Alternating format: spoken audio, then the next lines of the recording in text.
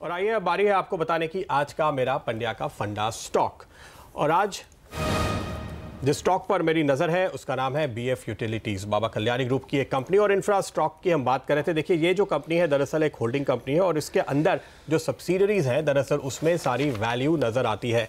चूंकि इन सब्सिडरीज की रफ्तार में थोड़ा सा धीमापन था, थोड़े पॉलिटिकल क्राइसिस सवाल लोगों के दिमाग में आया, इस वजह से ये स्टॉक काफी पिटा है। लेकिन हमें लगता है इस समय जिस वैल्यूएशन पे, जिस लेवल पर मिल रहा है, हिस्टोरिकली अगर आप देखिए तो इनके लिए एक रॉक बॉटम वैल्यूएशन के लेवल बनते हैं, जहां पर आपके लिए खरीदारी का मौका साफ तौर पर बीएफ यूटिलिटीज इस समय दे रहा है तगड़ी गिरावट के बाद।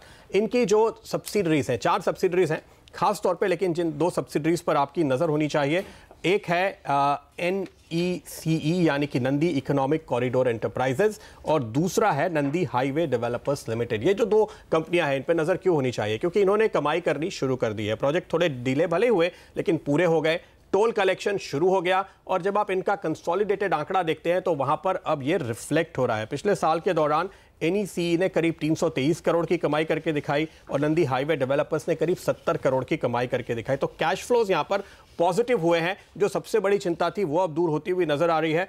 एनुअल रेवेन्यू 23% से बढ़ता हुआ नजर आया और 24 करोड़ का मुनाफा इन्होंने पोस्ट किया है, जो आगे चलते हुए लगातार बढ़ेगा, क्योंकि ये जो प्रोजेक्ट्स एक के बाद एक पूरे हो रहे हैं उनसे कैश फ्लो आने शुरू हुए हैं। और इन्होंने दरअसल पिछले साल में 8% से अपना कर्ज घटाया है, जो कि साफ तौर पे कंपनी की सेहत सुधरने का संकेत दे रहा है। तो ऐसा लगता है कि बाजार ने यहां पर जो रिएक्शन दिया, थोड़ा सा ओवर रिएक्शन नजर आया है। दरअसल फंडामेंटल्स में सुधार देखने को मिल रहा है जिसको बाजार ने इग्नोर किया है और यही वजह है कि ये स्टॉक आपको इस समय एक जबरदस्त तेजी के लिए तैयार है। रिस्क रिवॉर्ड रेशियो काफी फेवरेबल इस लेवल पर हमें नजर आते हैं। एंट्री लेने के लिए एक बेहतर मौका आपको दिखाई दे रहा है बीएफ यूटिलिटीज के स्टॉक पे। इसलिए यह है आज का मेरा पंड्या का फंडा स्टॉक जिस पर आपकी नजर होनी चाहिए। ध्यान रखिए, आप इसको एक इंफ्रा प्ले के तौर पर इस समय लेंगे और उस पर एक दांव लगाएंगे। हमारे टारगेट जो यहां पर है वो तकरीबन 320 रुपए के हैं। हालांकि ये स्टॉक काफी ऊपर से नीचे गिरा है, लेकिन इस समय के फ्लोस को और आगे के साल 1.5 साल के प्रोजेक्शन को ध्यान में रखते हुए हम आपको तकरीबन 320 रुपए का एक टारगेट दे रहे हैं।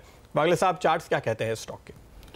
प्रदीप, एक ब्रेकआउट है करंटली 230, मैं 225 का स्टॉप लॉस दूंगा, एक क्लोज ट्रेडिंग स्टॉप लॉस, और इसमें आज भी मूव आ सकती है 245 तक की। तो 5 रुपये रिस्क, 15 रुपये रिवॉर्ड, ये ट्रेड सेटअप बैठता है आज और कल में, तो डेफिनेटली ये आना चाहिए। ओके, 240-45 ये ट्रेडिंग टारगेट इमीडिएटली आपको दिखाई दे सकते हैं। प्रकाश, आपके चार्ट्स क्या कह रहे हैं इस पर? क्या आप भी नया ब्रेकआउट देख रहे हैं जैसे वागले साहब ने बताया? मुझे लगता है अपमूव ऑन है। स्ट्रॉन्ग सपोर्ट जोन 222 के हिसाब से मुझे लगता है इसका जो टारगेट है 240 का होना चाहिए, वहां तक तो जरूर चला जाएगा। उसके बाद एक फ्रेश अपमूव मिल सकता है यहाँ पर, लेकिन जो बेस बना हुआ है बहुत बढ़िया बेस बना है, तो इसके हिसाब से थोड़ा मूव ज्यादा है आते दिनों में। तो इस पर रखिएगा नज़र। 5-5.5% मजबूती के साथ बीएफ यूटिलिटीज इस समय कारोबार करता हुआ आपकी स्क्रीन्स पर। भसीन साहब से हम विदा लेंगे। शुक्रिया भसीन साहब, आप चर्चा में शामिल होने के लिए। और अब हमारे साथ जुड़ चुके हैं देश के जाने माने एक्सपर्ट उदयन मुखर्जी साहब। स्वागत है सर CNBC आवाज़ पर। Wish you very happy new year. बताइए साल कैसा रहने वाला है और अर्निंग सीजन को लेकर आपकी क्या एक्सपेक्टेशन है इस बार? Good morning, happy new year आप सब लोगों को भी। देखिए, 2019 का एक प्रेडिक्शन करना तो बहुत मुश्किल है, क्योंकि साल के बीच में इलेक्शंस है और वो प्रेडिक्ट करने का क्षमता हमारे किसी में नहीं है। मैं कहूँगा इस साल क्वालिटी स्टॉक्स पे ध्यान रखें, ब्लू चिप क्वालिटी स्टॉक्स पे, क्योंकि इस साल वॉलेटाइल हो सकता है परफॉर्मेंस। और इसका एक सबसे बड़ा कारण है पॉलिटिक्स छोड़ के कि अर्निंग सीजन में हम उतना बड़ा तेज़ी नहीं देख पा रहे हैं जो हमारी उम्मीद थी इस साल के शुरू में, पिछले साल के शुरू में। क्या सेकेंड क्वार्टर का जो अर्निंग्स था वो भी जो काफ़ी कंपनी ने हिट्स और मिसेस दिखाए हैं, तो पैची अर्निंग सीजन जिसको कहते हैं वैसे था Q2 और कोई ज़्यादा अपग्रेड्स नहीं हुआ अर्निंग सीजन के बाद। मुझे लगता है Q3 का भी अर्निंग्स पैची होगा। कुछ कंपनी अच्छे करेंगे, कुछ कंपनी अच्छे नहीं करेंगे और उसके अंत में हम ये नहीं कह पाएंगे कि बहुत ज़्यादा अपग्रेड कर लिया हमने 2019 अर्निंग्स के लिए। तो अर्निंग्स अभी भी धीमे गति से प्रोग्रेस कर रहे हैं, उसमें बहुत ज़्यादा तेज़ी या एक्सेलरेशन हमें नहीं दिख रहा है। और उसके चलते हुए मैं कहूँगा कि 2019 का स्टॉक मार्केट रिटर्न बहुत ज़्यादा शायद होगा नहीं। अगर हम 8-10% का भी रिटर्न आ जाए तो हमें खुश होना चाहिए, लेकिन एक चीज़ उसके बीच में कहना चाहिए कि अगर पॉलिटिक्स का रिजल्ट, इलेक्शंस के रिजल्ट मार्केट के चाहने वाला रिजल्ट आता है तो ये प्रेडिक्शन को चेंज करना पड़ेगा और मार्केट का रिटर्न इससे बहुत ज़्यादा अच्छा हो सकता है। लेकिन अगर इलेक्शन रिजल्ट्स को हम छोड़ देते हैं और सिर्फ अर्निंग्स और ग्लोबल ट्रेंड्स को फोकस में रखते हैं तो मैं कहूँगा इस साल पिछले साल जैसे 3% रिटर्न आया था निफ्टी का, इस साल शायद 8-10% से ज़्यादा निफ्टी का रिटर्न्स उम्मीद नहीं रखना चाहिए। ओके लेकिन आपने जो दूसरे फैक्टर की बात की ग्लोबल, वहाँ तो लग रहा है कि बिल्कुल मूड बदल चुका है। जेरोम पॉवेल ने जिस तरह से यू टर्न ले लिया कंप्लीटली, और अमेरिकी मार्केट अब वहाँ पर जो फेड फ्यूचर्स के हमारे पास डेटा आते हैं वो अंदाज़ा दे रहे हैं कि 2019 में अब वहाँ के लोग तो रेट कट की सोच रहे हैं। क्या इसका फ़ायदा हमें नहीं मिलेगा? क्या एफआईज लौटेंगे नहीं?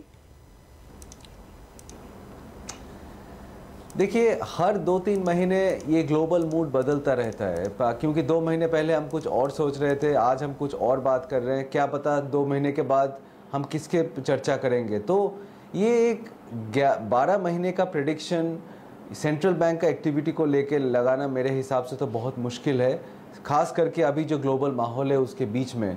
तो हाँ, एक नियर टर्म टैक्टिकल मूव तो बिल्कुल हो रहा है, उसके बीच में हम बैठे हैं अभी। तो नियर टर्म के लिए जो फेड का बयान आया है वो मार्केट के लिए बहुत ही सपोर्टिव है, लेकिन इसको हम एक्स्ट्रापोलेट करके पूरा 12 महीने का एक व्यू हमें मेरे ख्याल से नहीं बनाना चाहिए। इस साल का सबसे इम्पॉर्टेंट ट्रिगर्स होगा इलेक्शंस डोमेस्टिक मार्केट में।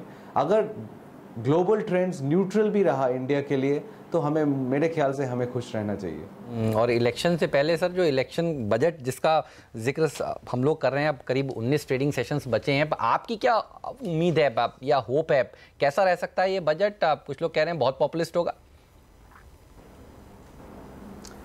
देखिए, ये बॉन्ड मार्केट के लिए खतरा है स्टॉक मार्केट से ज़्यादा, क्योंकि मुझे लगता है बाज़ार में जो अफवाह है कि एक बहुत बड़ा कैश ट्रांसफ़र या डायरेक्ट बेनिफिट ट्रांसफ़र जैसे कोई अनाउंसमेंट आएगा फार्मर्स के लिए, वो बॉन्ड डील्स को ऊपर लेके जा सकता है काफ़ी हद तक। ऑलरेडी आपको पता है कि जीएसटी कलेक्शंस अच्छे नहीं हैं, तो फिजिकल डेफिसिट का एक प्रॉब्लम है, और उसके ऊपर अगर बहुत बड़ा एक अनाउंसमेंट आ जाता है कि फार्मर्स के लिए, तो बॉन्ड डील काफ़ी ऊपर जा सकता है, जिसका असर एनबीएफसी स्टॉक्स पे या कॉर्पोरेट बैंक्स और पब्लिक सेक्टर बैंक्स पे पड़ सकता है। ओवरऑल बॉन्ड डील ऊपर जाना मार्केट के लिए अच्छा न्यूज़ नहीं है, तो इसको हमें ध्यान में रखना चाहिए।